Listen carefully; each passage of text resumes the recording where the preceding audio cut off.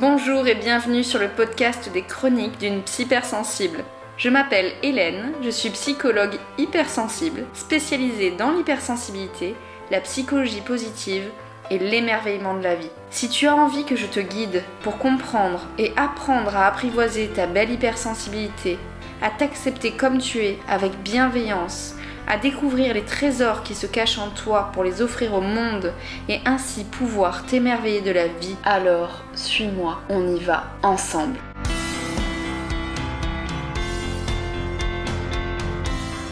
Bonjour à toi, cher émerveillé. Ça fait un petit moment que je suis pas venue faire un podcast ici. Bon, comme tout à chacun, même si je suis psy, je ne suis pas épargnée par certains événements de la vie. Ici un petit peu douloureux, et puis des problèmes d'ordre complètement technique avec la technologie, plus les deux cumulés, ça fait un petit moment que je ne t'ai pas parlé. Et ça me manquait énormément, surtout que j'avais beaucoup d'idées, beaucoup d'envie, beaucoup de créativité et d'élan ces derniers temps, mais la vie en a décidé autrement pour quelques jours, voire semaines, mais je reviens aujourd'hui avec cette envie de te parler de quelque chose de positif parce que j'en ai bien besoin, même si j'aime aussi te parler des choses plus difficiles, même si je t'ai dit que sur ce Psycast, je te parlerai d'hypersensibilité, de psychologie positive, d'émerveillement, de créativité, de belles choses comme ça, mais ça va également avec des choses plus difficiles dont j'aurais envie de te parler quelquefois aussi à cœur ouvert ou sur des thèmes, en le prenant aussi sur les versants, peut-être des versants plus doux, pour quand même en parler avec des notes de douceur, de sensibilité et sans dramatiser complètement. Mais je ferai des podcasts sur des sujets plus difficiles parce que je pense que c'est aussi déculpabilisant, intéressant et que ça peut faire du bien d'entendre parler de thèmes qui sont parfois un peu tabous, dont on n'ose pas parler, et de les mettre en mots avec douceur, sensibilité ou même joie quelquefois, ou avec espoir. Mais pas aujourd'hui. Aujourd'hui, j'ai besoin, moi, de parler de choses positives. Et aujourd'hui, j'ai envie de te parler du gène du bonheur. Est-ce qu'il existe un gène du bonheur ? Ça, c'est une question qui m'intéressait énormément, qui m'a beaucoup travaillé quand j'étais à la fac de psycho. Je me posais vraiment cette question en voyant certains de mes collègues, de mes amis, le compagnon que j'avais à l'époque également. Qui étaient beaucoup plus réguliers dans leur humeur de chaque jour, où ils étaient même, je me souviens du compagnon avec qui j'étais à l'époque, qui était souvent, quasiment heureux tous les jours. Et ça, je trouvais ça incroyable en fait. Je l'enviais énormément, même si je ne pourrais jamais en fait être comme lui ou comme d'autres personnes qui lui ressemblent, de par cette hypersensibilité, je ne pourrais pas. C'est pas quelque chose de radical que je dis, mais au sens où de toute façon dans mon cerveau, ça va pas être possible. Mais par contre, ce qui est possible, c'est de moins subir les moments de bas ou beaucoup plus les accepter et mieux vivre et mieux les apprivoiser. C'est ça que je peux changer, moi, avec la personne que je suis. Je ne pourrai jamais être quelqu'un d'heureux chaque jour, mais par contre, je sais pas, maintenant que j'ai commencé à comprendre ce que je suis et à apprécier celle que je suis, et mon hypersensibilité, ma façon d'être au monde, si je voudrais être une personne heureuse tous les jours. Parce que finalement, comme j'ai appris à mieux me connaître et à apprivoiser ce que je suis, j'y ai découvert aussi de belles choses. J'ai découvert que ça pouvait m'apporter beaucoup de créativité. J'ai découvert que ça m'apportait énormément d'émotions et surtout un sentiment de vivre profondément et intensément. Alors le douloureux, oui, mais comme le très très beau. Et de m'émerveiller vraiment de plein de choses. Ce qui n'était pas forcément le cas de la personne avec qui j'étais à ce moment-là, qui était très heureuse, mais qui avait peut-être moins ce côté émerveillé, ce sentiment de vivre intensément que moi. Donc chacun c'est sa façon d'être et il n'y a pas mieux, moins bien, je pense en fait. C'est ça que j'ai appris. J'ai pas cherché, je ne cherche plus à être comme cette personne ou comme ces personnes, mais j'ai appris surtout à apprivoiser celle que je suis. C'est bien plus intéressant et bien plus important et surtout moins énergivore parce que finalement on essaye d'être parfois quelqu'un d'autre et on ne peut pas, on n'y arrive pas et c'est pire parce qu'on rentre dans un cercle vicieux de comparaison et d'épuisement vers un but qu'on ne pourra jamais atteindre. Donc malgré tout, ça m'intéressait et je me suis dit c'est pas possible. Il y a des gens qui sont pourvus d'un gène du bonheur plus que d'autres, vu comment certains peuvent être d'humeur plus ou moins égale et d'autres encore plus vers le bas, d'autres à dents de scie. Enfin voilà, je me suis posé cette question. Alors c'est un grand débat, il y a beaucoup d'études scientifiques à ce sujet, plus ou moins d'accord, il y a aussi une histoire par rapport à une hormone qui est l'ocytocine qui jouerait beaucoup, c'est celle de l'affection, quand on prend dans les bras, des câlins, et qui serait augmentée si la dose d'affection enfant a été suffisamment donnée par les parents, et qui manquerait par exemple aux autistes, beaucoup dans le cerveau. Mais je vais pas m'aventurer sur ce sujet, je ne le maîtrise pas assez, donc voilà, je sais que j'en avais entendu parler dans mes études, que ça m'avait quand même interpellée, mais il faudrait chercher plus profondément, mais encore une fois, ce genre de sujet, c'est encore délicat, et je n'ai pas forcément envie de me faire lyncher par la communauté scientifique, donc je vais m'arrêter là, mais je pose un petit peu voilà, cette possibilité vers l'ocytocine, à vous d'aller un peu chercher. Mais aujourd'hui, là, je te parle d'une découverte en psychologie positive par rapport à ce gène. Et qu'est-ce que la génétique peut venir faire dans le bonheur? Et donc, est-ce qu'il existe un gène du bonheur? On va dire que, en fait, la psychologie positive a plutôt une réponse négative. Mais attention, il va falloir quand même expliquer un peu pourquoi et qu'il y a quand même quelque chose qui peut jouer. Mais je vais vous expliquer. Les chercheurs, en fait, ont identifié, alors ça va être des termes barbares, accroche-toi, hein, un promoteur du gène 5-HTT. Ah, tes souhaits, oui. Bon, moi j'imagine un petit gène avec une tête rigolote et qui a un dossard 5-HTT. Voilà, ça me permet de me le retenir. Et qui joue quand même un rôle assez important dans le bonheur. Un promoteur, en fait, c'est une partie du gène. Une petite séquence en fait dont le rôle est de réguler la fréquence à laquelle l'information contenue dans le gène est utilisée par notre cerveau. Et en fait ce gène il est impliqué dans le transport d'un neurotransmetteur qu'on appelle la sérotonine. Et la sérotonine en fait c'est lié à notre humeur. Ça va peut-être permettre de gérer par exemple notre concentration cérébrale. Et en fait ce promoteur existe sous deux formes. Alors, si tu veux pousser le truc encore plus loin, les deux formes s'appellent des allèles.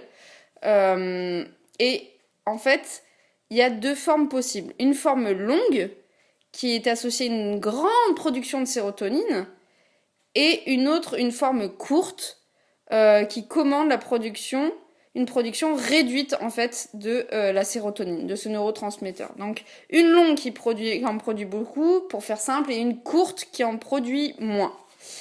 Et si tu veux, on a deux copies de ce gène, et l'une des copies est héritée de notre mère et l'autre de notre père. J'espère que tu es toujours bien accroché, parce qu'en fait c'est là que ça devient intéressant.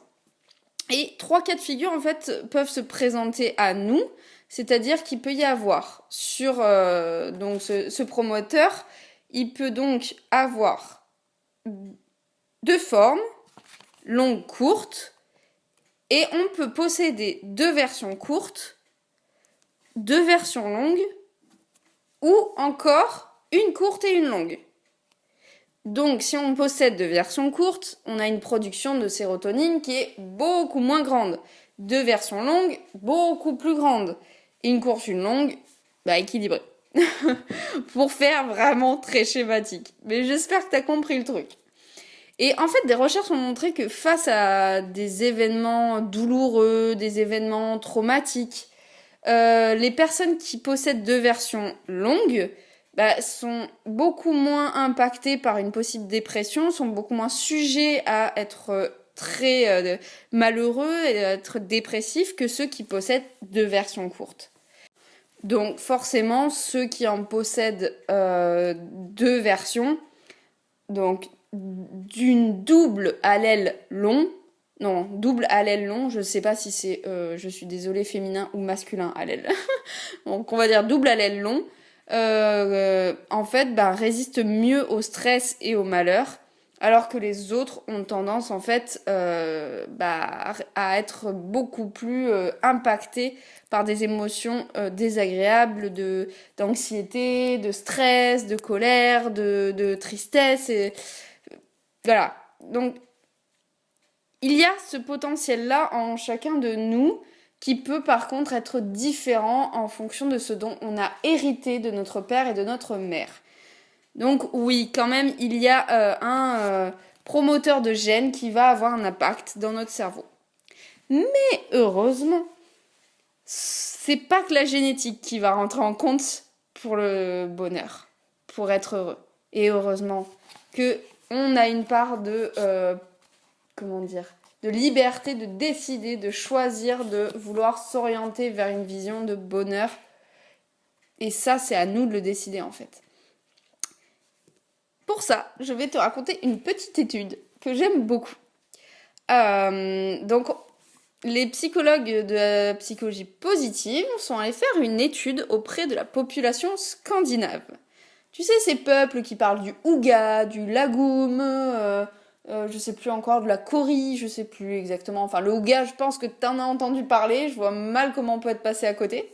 Et qui, en fait, il me semble, sont quasiment les top 1, voire ou 2, 3 des pays les plus heureux d'Europe, voire du monde, je ne sais plus. Je ne sais plus si c'est Europe ou monde. En tout cas, bien devant la France, on va dire. Et pourtant, les pauvres, ils ont tout pour pas être heureux, en fait. Tu vas voir jusqu'où ça pousse, en plus d'avoir un pays froid. En plus de se péter des températures négatives au possible, en plus de ne pas voir la lumière du jour régulièrement, voire quelquefois pas du tout, et d'avoir une nuit quasiment totale pendant des mois, franchement déjà tu te dis c'est mal barré quand même les gars. Et ben il y a quelque chose d'en plus pour eux. Tu vois qu'ils n'ont pas été gâtés et pourtant qu'est-ce qu'ils sont courageux, qu'est-ce qu'ils sont incroyables. Moi, ces pays me réjouissent. J'ai pas du tout envie d'y aller, hein, parce que moi, le froid, ça fait deux. Mais par contre, ils me fascinent. Donc, j'en viens à cette étude. Ils arrivent, comme on dit, donc en tête des classements internationaux. Voilà, c'est ce que je lis là maintenant. Je relis mes notes, c'est bien, Hélène, je parle avant de relire. De bonheur. Et en fait, il se trouve que dans ces pays scandinaves, la proportion de petits transporteurs de sérotonine, tu sais, les formes longues et courtes, en fait, c'est, comme je te l'ai dit, une proportion de petits transporteurs, donc des formes plutôt courtes.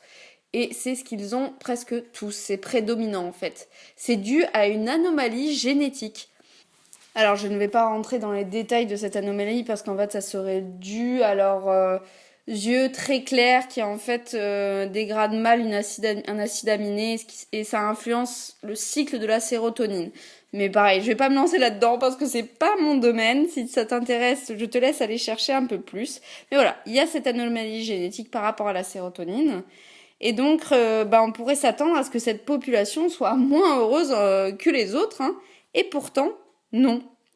Ils ont dû en fait compenser, les Scandinaves, cette vulnérabilité, cette anomalie, ce défaut neurobiologique par en fait une organisation de leur mode de vie, de leur société, de leur façon d'être, qui va donner, où ils ont dû s'organiser pour s'épanouir au mieux avec ce qu'ils avaient. Déjà les problématiques météorologiques, oui, le mot est difficile, des températures, du pays, de la luminosité, mais en plus cette anomalie. Et donc, ils ont mis en place des choses pour améliorer leur épanouissement, leur bonheur, en fait, tout simplement. Même un système d'éducation qui vise à accroître l'estime et la confiance en soi des jeunes. Ils ont mis en place des rituels comme le houga où il y a beaucoup de douceur, des rassemblements de personnes ensemble, de la famille, autour d'histoires, de jeux, de films. Autour du feu, des ambiances très cocooning, des senteurs, des choses comme ça. Ils ont mis en place plein de choses pour pouvoir contrer tout ce qui était en fait en leur défaveur. Et ils sont en effet passés la tête des classements en ce qui concerne le bonheur, en ce qui concerne le bien-être, mais aussi l'intelligence scolaire. et le mieux-être des populations, notamment jeunes. Donc, comme quoi, la génétique, c'est pas tout, ça fait pas tout. Et on a une possibilité d'influencer sur notre bonheur au quotidien. Et ça, je trouvais cette étude, mais vraiment, je sais pas, pleine d'espoir, pleine d'optimisme. Et ça permet aussi de relativiser et de se dire que de toute façon, même si on sait pas, nous tous, on n'a pas tous été chercher ce qui se passe dans notre cerveau, comment ça fonctionne, même moi, l'hypersensibilité, je sais pas ce que j'ai en plus, en moins réellement, je sais pour certaines choses, mais je ne sais pas au détail près. Je sais que j'ai un système neuronal qui a des connexions beaucoup plus rapides, beaucoup plus grandes, que j'ai un déficit de l'inhibiteur latent, que d'après une petite étude, même si ce n'est pas 100% sûr, mais ça me parle, j'aurais plus de neurones miroirs que les gens non hypersensibles. Enfin, tous les gens hypersensibles seraient plus dotés de neurones miroirs. Toutes ces choses-là, c'est ok, mais je ne sais pas à quelle dose, à quel degré, à quel nombre j'ai plus ou moins de ces choses en moi. Et en fait, au fond, même si ça m'a énormément intéressée de connaître ça, parce que ça m'a permis de me déculpabiliser, ça m'a permis de mettre des mots aussi un peu scientifiques.